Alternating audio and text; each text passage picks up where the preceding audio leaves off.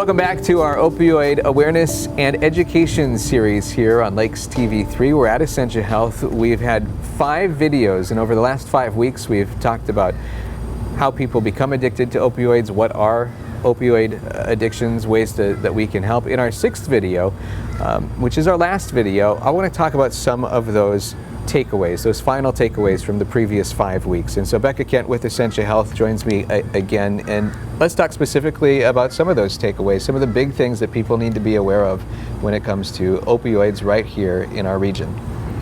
Some of the big things right off the bat is it's happening here.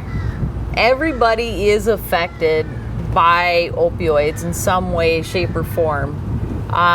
We think it's Minnesota nice to not talk about it and not bring it up because no one wants to be like, oh, you know, my family member has a problem. We think we're being Minnesota nice by not talking about it, but it's a silent killer.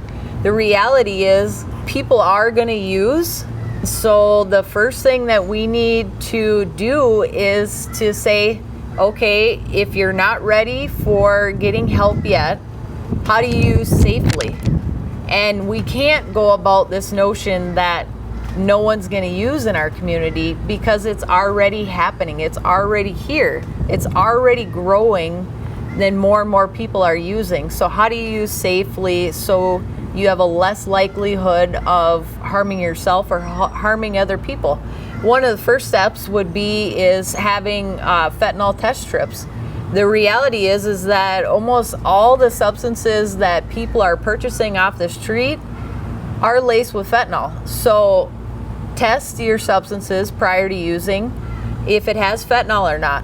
The next thing would be having naloxone or Narcan. Never use alone. Always have a buddy system in play because situations can occur and you don't want to die. When you're ready to get help, there are people out there that are willing to help you. Here at Essentia here in Detroit Lakes, we have over 8 MOUD providers, so they can prescribe medication to help you go through the process if you have a substance use disorder, and they will make it easier.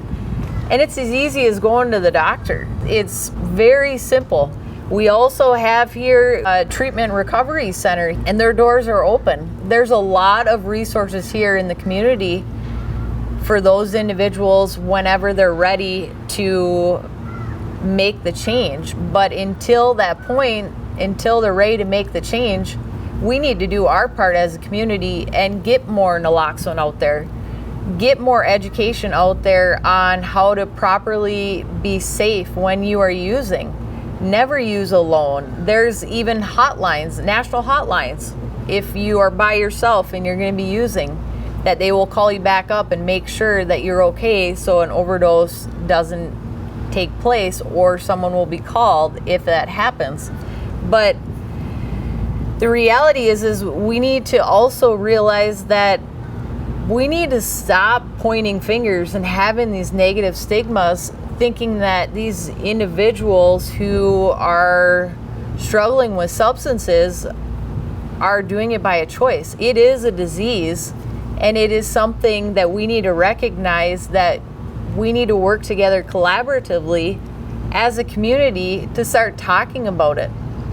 We need to be more active in helping people, because there's a lot of people out there that would love the help, but they can't get it because of money and different things. I would love it for the day that I see in our community flyers up for promoting, for a benefit, for raising funds for someone who wants to go to rehab and get help.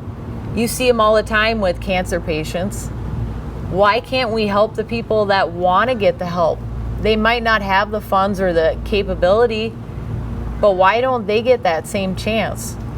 They're someone's loved ones, they're someone's friends and family, and it's a process of going through it, and it's a lifelong battle and a struggle. And carrying Narcan is just like carrying an EpiPen. You don't hope to use it, but it's there in case of emergency. So it's time to recognize that we're in an age where people are using substances. There are risks involved with those substances. So why not overflood our community with resources to help individuals to make sure that they're not passing away early because of one choice and an individual's disease.